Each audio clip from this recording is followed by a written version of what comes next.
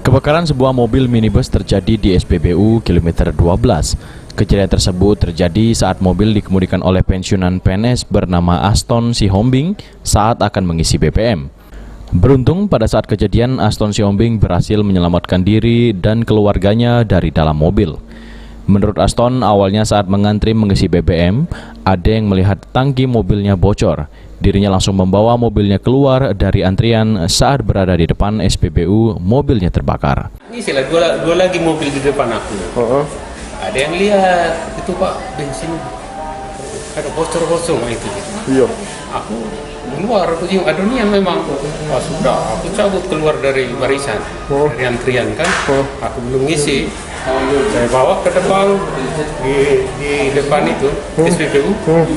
Nah sampai situ aku matikan mesin, aku turun. Iya.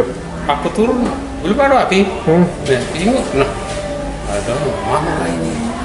Pasti merasa tidak lama lagi akan keluar api. Iya.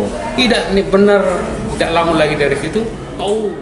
Akibat kejadian tersebut, mobil minibus korban mengalami rusak parah. Diperkirakan total kerugian yang dialami oleh Aston Sihombing mencapai puluhan juta rupiah.